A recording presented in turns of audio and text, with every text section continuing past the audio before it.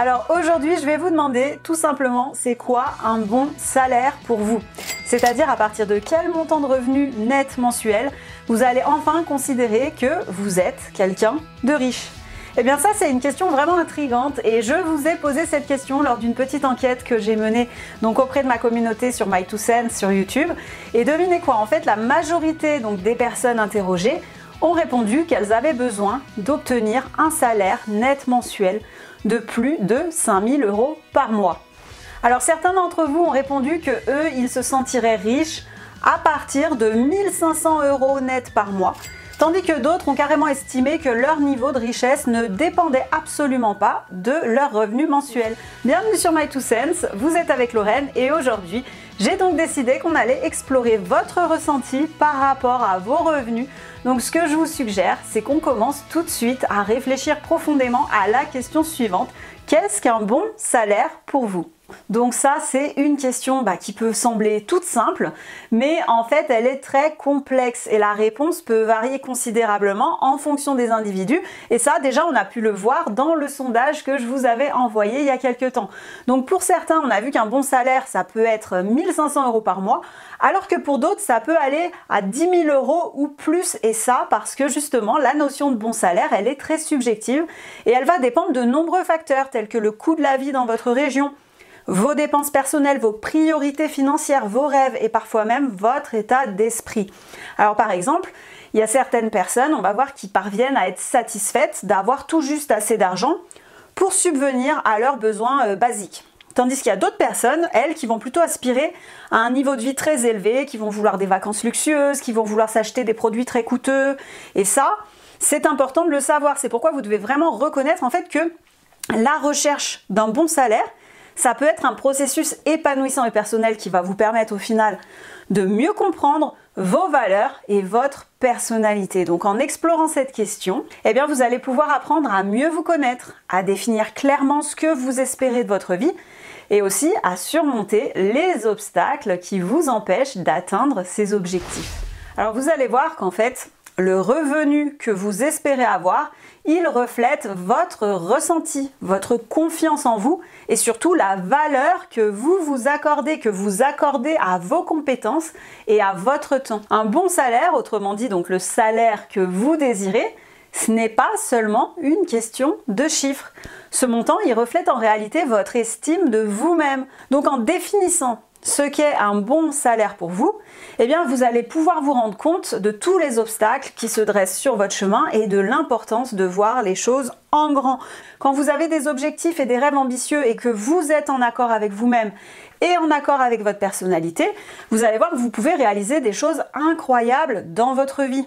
Alors vous pouvez bien sûr vous demander en quoi le revenu que vous espérez a un quelconque rapport avec votre personnalité, avec vos valeurs, mais en fait je vais vous expliquer ça plus en détail. Supposons qu'aujourd'hui, il y a une entreprise qui fait appel à vous et qui vous propose un travail similaire avec un salaire largement supérieur à vos revenus actuels. Alors supposons que je vous appelle et je vous propose de faire votre travail chez moi pour un salaire de 3 000 € ou même pour un salaire de 5 000 € par mois. Est-ce que vous seriez en mesure d'accepter mon offre sereinement? Et maintenant, posez-vous la question suivante. Qu'est-ce que vous me répondriez si je vous disais que j'allais vous proposer un salaire de 10 000 € pour votre travail actuel? Est-ce que vous accepteriez toujours mon offre? Et même si je vous proposais encore plus que ça, est-ce que vous vous sentiriez toujours à la hauteur d'un tel revenu? Alors même si la réponse peut sembler évidente pour certains, il est essentiel de comprendre pourquoi on a souvent de grosses difficultés à répondre de manière honnête à cette question. Donc il faut vraiment que vous vous imaginiez dans la situation. Alors peut-être que pour certains d'entre vous, ça peut vous sembler évident de demander une augmentation de salaire ou même d'accepter une offre pour votre emploi avec un salaire beaucoup plus élevé que votre salaire actuel.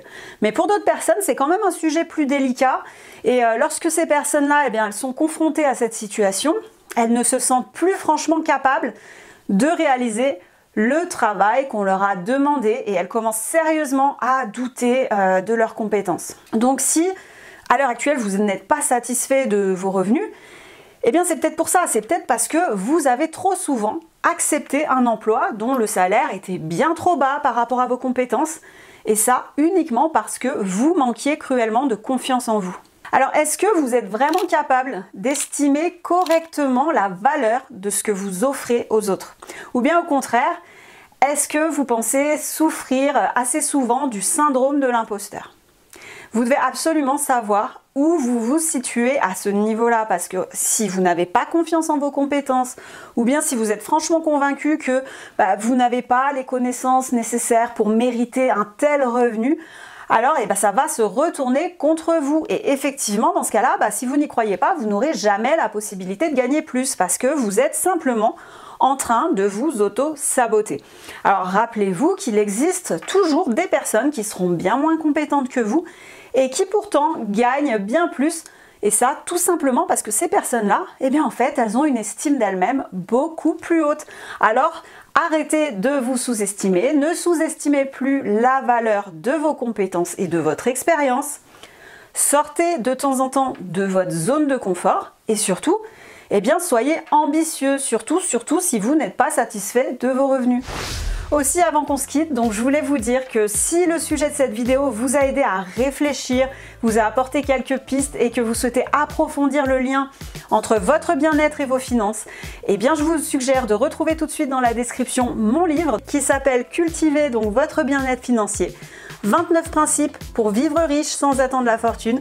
Dans ce livre, je vais vous expliquer pourquoi intégrer des toutes petites habitudes toutes simples dans votre vie quotidienne, ça va vous permettre d'être pleinement satisfait de votre situation financière et ça, quel que soit votre salaire. Le livre est disponible au format papier sur Amazon. Pour le retrouver, il suffit de suivre le lien en description et il ne me reste plus qu'à vous dire à très vite pour notre prochaine session vidéo.